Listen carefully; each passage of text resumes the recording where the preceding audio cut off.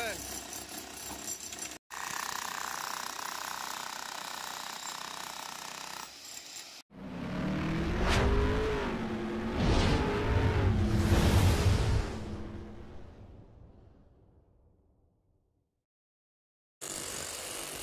Murshidabad concrete cutting চ্যানেলে আপনার সকলকে স্বাগত জানাই। ওভারব্রিজ হবে এর জন্যে পিডাব্লিউতে যেসব বাড়িগুলো পড়ে আছে সেসব বাড়িগুলো আপনার ব্রেকার মেশিন দিয়ে ভাঙা হচ্ছে।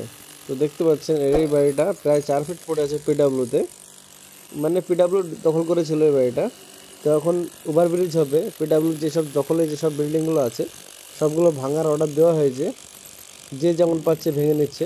তো এই বিল্ডিংটা আমরা কাটিং করার জন্য গিয়েছিলাম। তো এই বিল্ডিংটা আপনার 4 ফিট বা 27 ফিট কাটিং করতে হবে। তো আমরা দেখুন প্রথমে ছাদটা 4 ফিট কেটে নিয়েছি, তারপরে এবার ছাদটাকে ব্রেকার মেশিন দিয়ে ভেঙে ভেঙে নামাচ্ছি, কারণ এই শিকগুলো বাড়িওয়ালা নেবো বলেছে। কারণ আমি ভেবেছিলাম যে পিস পিস করে নামাবো, তো না উনি শিকগুলো নেবে এই কথা বললো। এর জন্য আমরা ব্রেকার মেশিন দিয়ে ভেঙে শিকগুলো বের করে দিচ্ছি। তো আপনারা দেখুন শুরু থেকে শেষ পর্যন্ত অবশ্যই দেখবেন, আমরা স্টেপ বাই স্টেপ আপনাদেরকে দেখাবো বলে আমরা ভিডিও করে রেখেছি। তো দেখুন আমার ছাদটা ভাঙা হয়ে যাবে, এরপরে আমরা নিচের ওয়ালগুলো কাটিং করব, ওয়ালগুলো কাটিং করার পর নিচের বিমগুলো কাটিং করব, এবং দুখানা কলম আছে সম্পূর্ণ আপনাদের ভিডিওতে দেখানো হবে। আর কাটিং করার পর বিল্ডিংটা কেমন দাঁড়াচ্ছে আপনার ভিডিওটা সম্পূর্ণ দেখুন। ভালো লাগলে লাইক কমেন্ট শেয়ার অবশ্যই করবেন।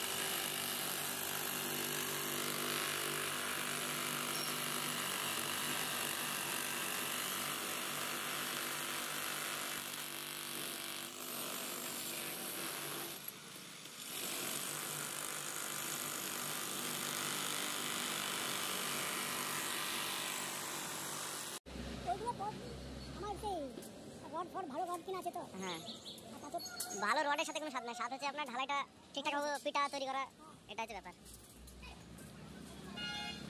হাতুড় দে পিন্টু, ওই ওই পাশে যে রডগুলো আছে বিমের মধ্যে একটু বাড়ি মার হাতুড় দে। হ্যাঁ হ্যাঁ মারো।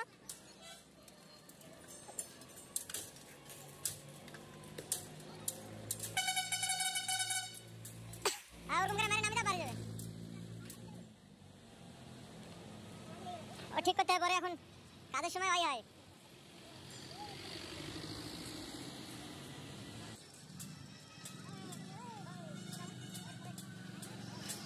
হ্যালো, এদিকে তাকাও, ইট দিয়ে বাড়ি মারো, ওই বিমের ভিতরে যে রডগুলো আছে ওখানে।